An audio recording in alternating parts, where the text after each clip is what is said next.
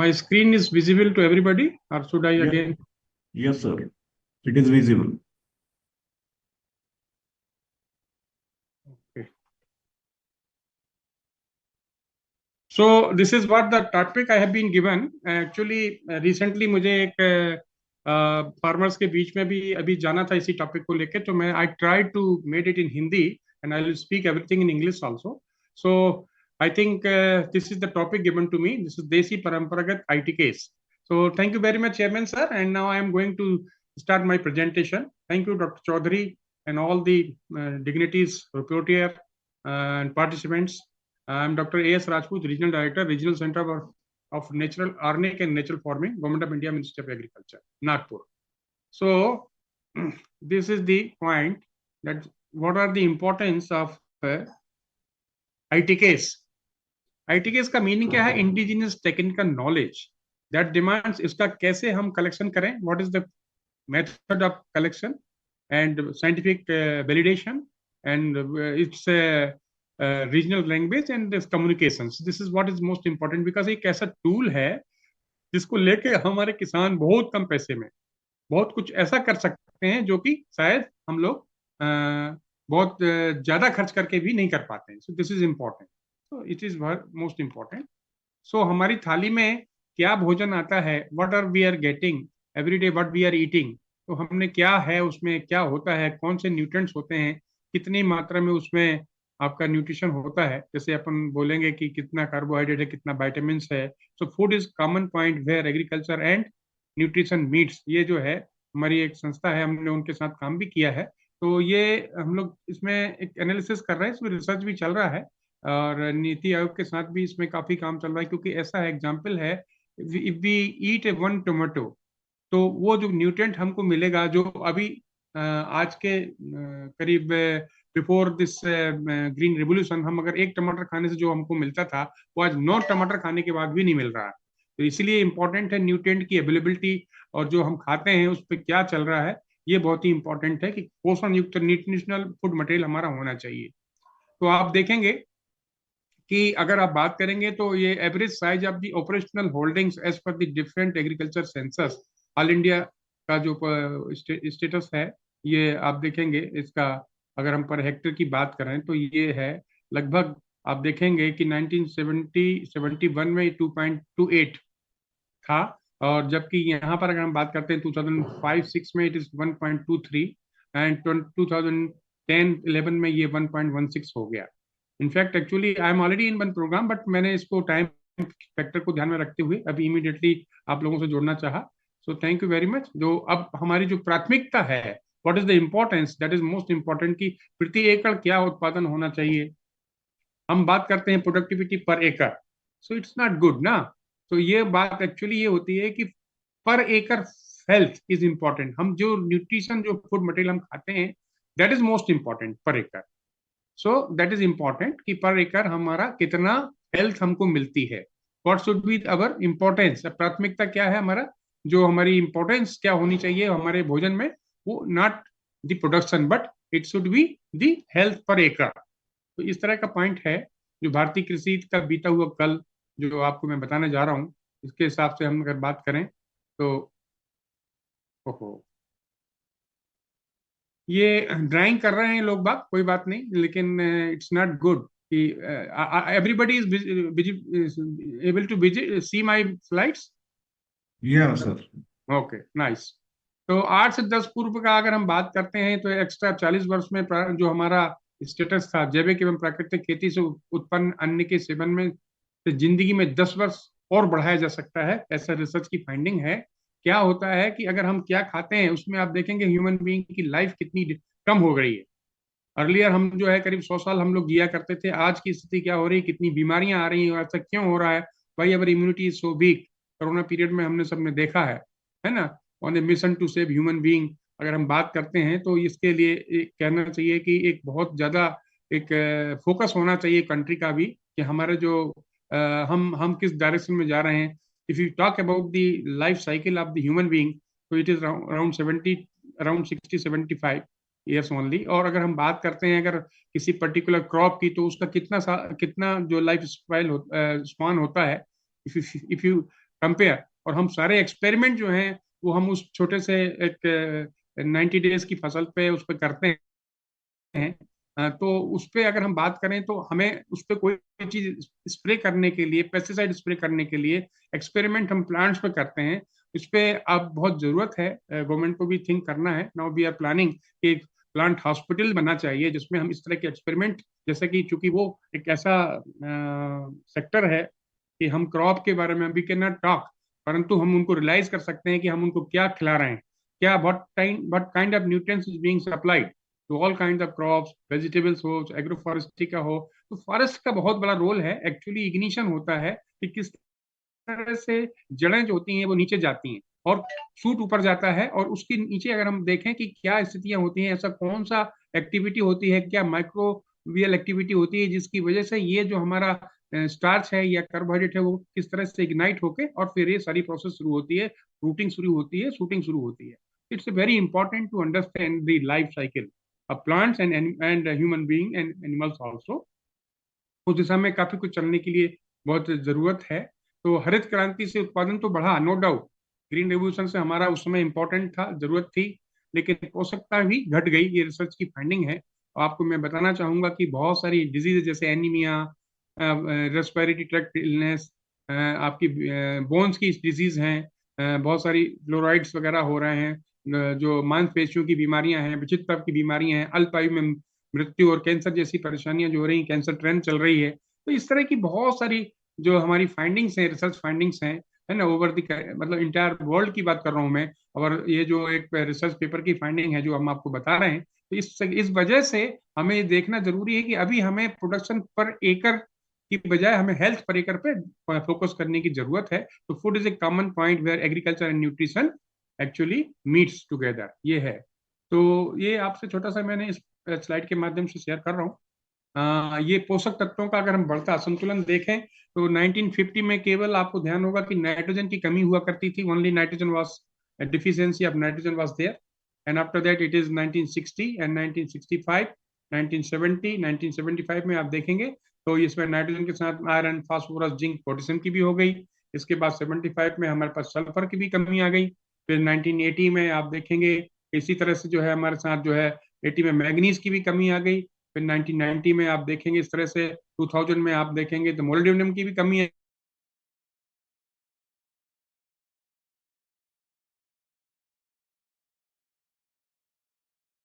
इस तरह से एंड बहुत सारे और भी न्यूट्रिएंट्स हमारे जो हैं, जो हमारे जो वो आपका कम हो रहा है। तो this is the point that I wanted to share with you. तो आई थिंक ये जो कमी हो रही है, healthy soil healthy food begin, जहां हमारी सॉइल अगर हेल्दी होगी तभी हम कोई भी न्यूट्रिएंट की जब तक कि उसकी कमी हम डिटेक्ट नहीं कर पाते तब तक हमें, इसलिए सॉइल हेल्थ कार्ड जो स्कीम गवर्नमेंट ऑफ इंडिया लेके आई थी कि सॉइल टेस्टिंग होना चाहिए, सॉइल की टाइप क्या है और सॉइल में क्या है। डॉक्टर साहब, आप सीधे आईटीके पे आ जाइए, हमारे पास टाइम भी कम है, प्लीज। अरे साहब आईटीके पे ही आ रहा हूँ मैं, आईटीके ही है ये। हाँ आइए, आ जाइए, आ जाइए। हाँ हाँ, मिट्टी के सेहत का स्थिति क्या है ये देखें। इस तरह से केमिकल जो सारा जो दुनिया में जो है 33% जो है जो जमीन है वो इसकी ये हालत हो गई आप देखेंगे। और आप देखेंगे तो 92 नेचुरली अकरिंग केमिकल एलिमेंट्स की पोजीशन ये है। 18 elements are essential to plants and 15 of them are supplied by soil. So soil is important. Actually soil is one of the biggest media of the world. Actually microbes play important role and soil is the media. अगर soil में उनको proper अगर nutrients congenial environment नहीं मिलेगा तो वो मिट्टी आपकी हेल्दी नहीं हो पाएगी। So why ITKs you understand, आपको क्या जरूरत है। It's eco friendly, sustainable, time tested, several insect pest have been developed, insecticide resistance होता है, डिग्रेडेशन ऑफ नेचुरल इम्यूनिटीज होता है, एंड सेकेंडरी पेस्ट आउटब्रेक्स होता है। और इसके अलावा input cost on plant protection have increase enormously and adaptability is high. It's a very easy to adopt ITKs. So ITKs are most important in nowadays in to promote organic and natural farming both. Natural farming is now the focus of government of India. So what are the method of the collection? You know, interaction with the leaders and elders and the progressive farmers and rural appraisals, case study, history, interview methods, brainstorming discussions, ये सर्वे field observations and short analysis. All these are important methods of collection. और ITKS और modern system में क्या वो है differences है, इस पर ज्यादा डिटेल में नहीं जा रहा हूँ. एंड मैं आपको मेन जो है कुछ इंपॉर्टेंट ITKS पे लेके जाना हूँ. जैसे for example there are some very common ITKS to cultivate this हमारा जो एक गेंदा होता है, गेंदा की फसल जब लगाते हैं ट्रैप का काम करता है. और ये साथ साथ में it is very useful. Insect start laying eggs on the top of the marigold flowers. And ये आपको पता होगा मैरीगोल्ड जो होता है बहुत ही बाउंड्री में हमारे फार्मर्स लगाते हैं. एंड इट इज निमेटोड्स को भी कंट्रोल करता है और दूसरे इंसेक्ट को भी इंट्रैप कर लेता है. तो this is most important to reduce the pest load. तो इस तरह की छोटी छोटी टेक्निक्स हैं. लाइक ये जो jaggery to check food borers and pod sucking bugs in pigeon pea में बहुत सारे एक्सपेरिमेंट्स हमारे महाराष्ट्र में, आंध्र प्रदेश में फार्मर्स कर रहे हैं. RYSS के लोग कर रहे हैं जो नेचुरल फार्मिंग को भी प्रमोट कर रहे हैं. और इवन मन्नाडे डिस्ट्रिक्ट में जो हमारे महाराष्ट्र का है, ये क्या करते हैं 1 kg jaggery is dissolved in 40 liters of water and used on pigeon pea plants, and then they observe eggs of pod borer and pod sucking bugs. तो उससे क्या होता है, ये अट्रैक्ट हो जाते हैं और दिस ऑल जो हमारी इंसेक्ट हैं वो आ जाती हैं और इनके सबके अंडों को बायोलॉजिकल कंट्रोल कर सकते हैं. इस तरह से ये बहुत ही पॉपुलर है. फिर ठीक इसी तरह से धतूरा का भी यूज किया जाता है. धतूरा, बेसरम, ipomoea, fistulosa to control the rats. तो इस तरह से ये कुछ टेक्निक्स हैं. इसको आप देखेंगे कि एक बहुत ही कॉमनली इसको हमारे फार्मर्स जो नेचुरल फार्मिंग और ऑर्गेनिक फार्मिंग में इन्वॉल्व हैं, they are doing in different parts of the country. So this is the point that I wanted to share. और अभी एक्चुअली ये थोड़ा बैटरी भी लो हो रही है, otherwise I am just going to finish. मक्का की बात करते हैं. ये थोड़ा सा टर्माइट को कंट्रोल करने का काम करती है.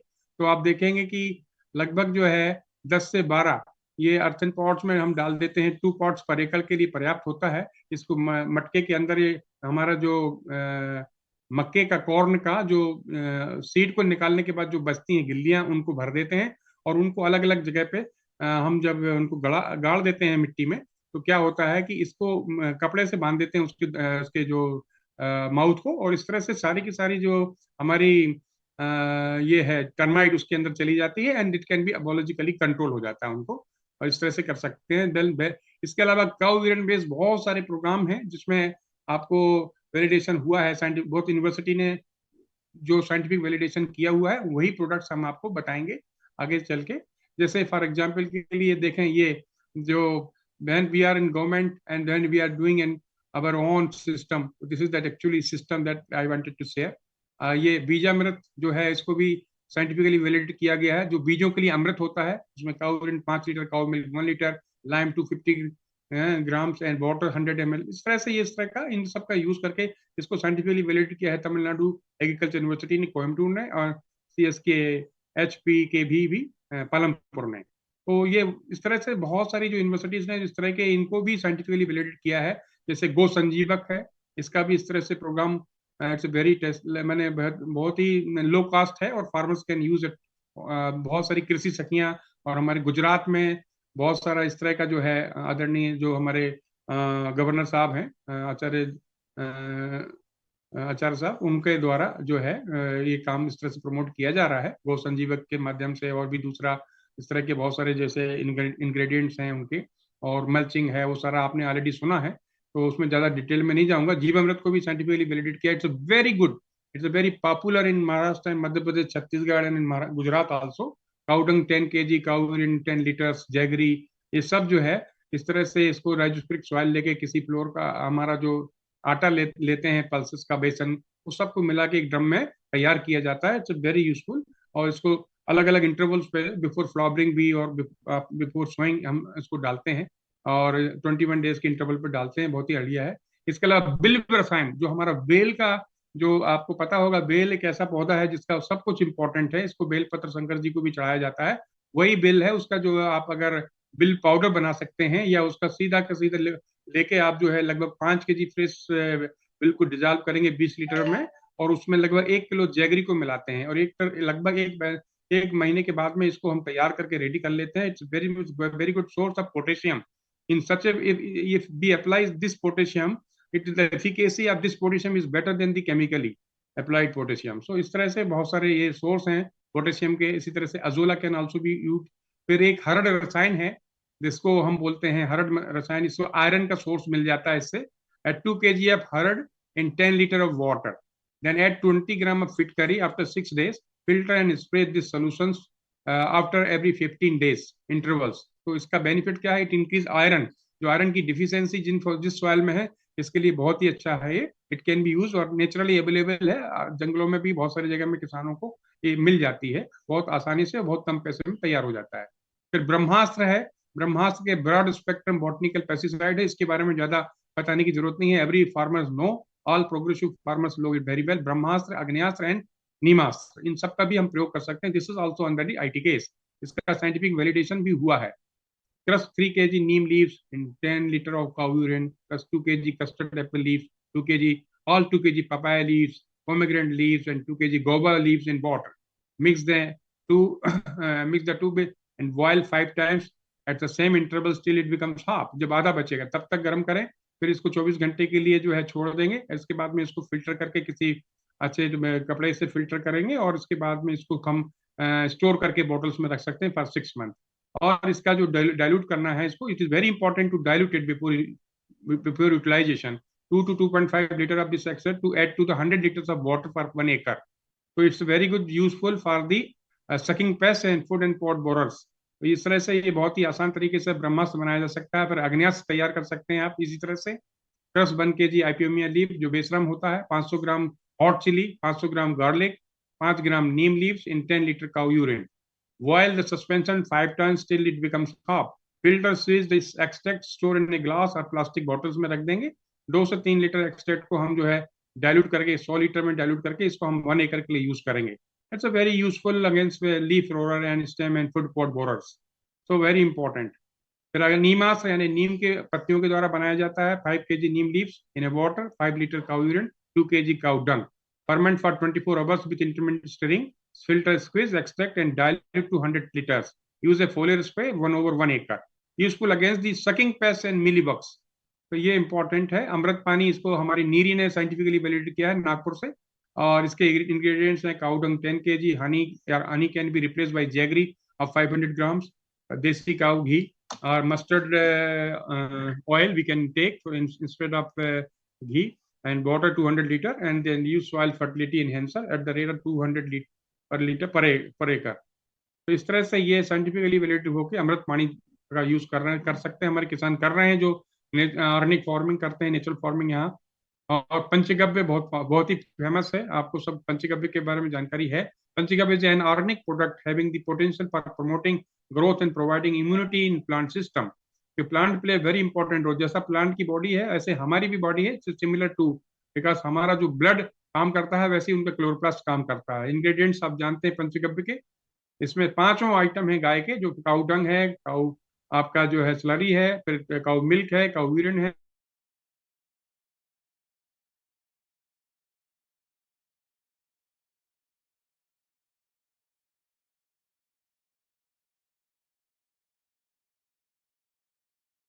ये है आपका तमिलनाडु एग्रीकल्चर यूनिवर्सिटी, और आपका पालमपुर यूनिवर्सिटी है US Bangalore, and Maharana Pratap university of agriculture technology Udaipur ने इसको भी साइंटिफिकली वैलिडेट किया हुआ है।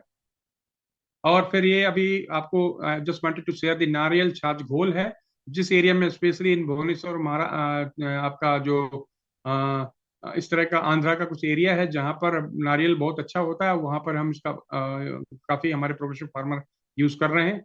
काउ बटर मिल्क छाछ जिसको बोलते हैं 5 litre, coconut water 1 litre, fruit juice 1 litre, turmeric यानी 100 ग्राम और हाई हींग 20 ग्राम। और इसके पास इसमें जो है पेस्टिसाइडल एक्टिविटी प्रॉपर्टी होती है। मेथड ऑफ एप्लीकेशन करेंगे, 1 लीटर अब सोल्यूशन को हम डाइल्यूट करेंगे 10 लीटर ऑफ वाटर में और स्प्रे करेंगे। It's a very useful tool for the protection against fungal disease and insect. इसका अखिल भारतीय सजीव खेती मापसू गोवा ने इस पर साइंटिफिक वैलिडेशन का काम किया है।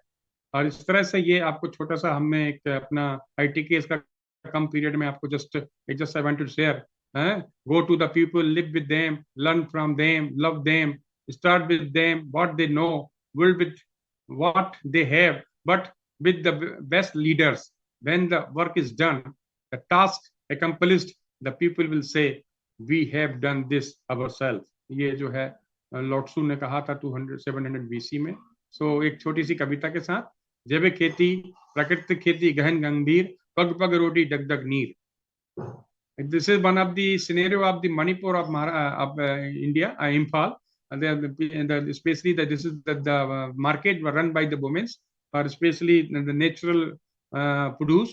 So very famous. Just I wanted to share and dedicate to this to them, because they are actually they are doing a lot of activities. So this is the place of North Eastern region. As you all know, the Sikkim is also one of the state of the country which is the first time declared as a organic state of the country. Now other parts of the northeastern region is also doing well, like Arunachal Pradesh, Meghalaya, and this Imphal, Manipur. And Krishi Krachin Paddhati, I don't want to say detail because you all know.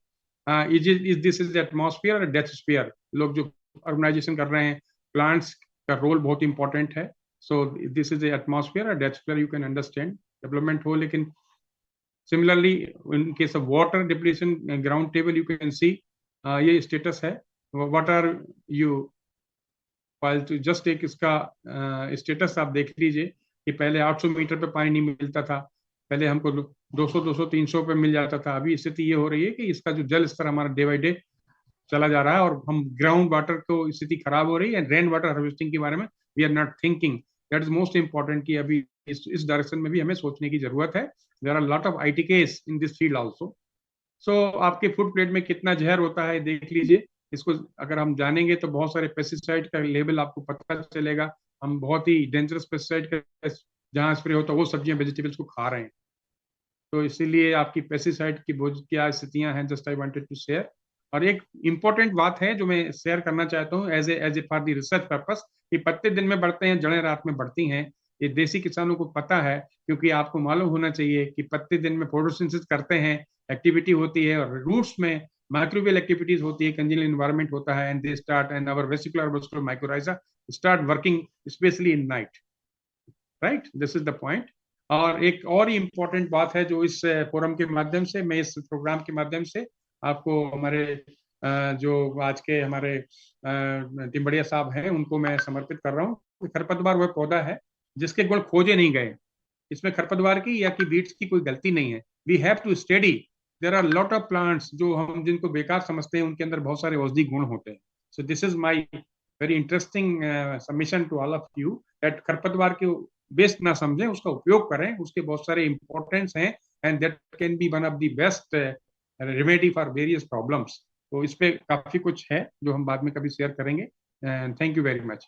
और ये हमारे भारतीय कृषि मूल के वैज्ञानिक हैं जिन्होंने बहुत सारा काम किया है, जैसे फॉर एग्जांपल कि जल वितरण उपचार, नाला टोपन, अकाल के संकेतों का अध्ययन, कौटिल्य का ग्राम विकास पद्धति, बीज संग्रहण, फसल कटाई और भंडारण, वृक्षावेद, मृगावेद, पौधारोपण के तरीके, पौध पोषण, रोगों का इलाज, बगीचों के करिश्मे, कुआं खोदने, तेल संबंधी जल उपलब्धि के मापदंड, उद्यान का आनंद, प्राचीन खेती में स्त्रियों का महत्व. बहुत सारा कुछ लिटरेचर है जो हमारे हिंदुस्तान का है, हमारा अपना है.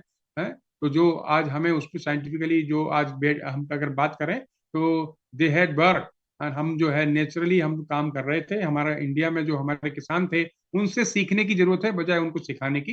तो ये अब समय आ गया है कि हमें अब लौट चलें प्रकृति की ओर और प्राकृतिक खेती की ओर.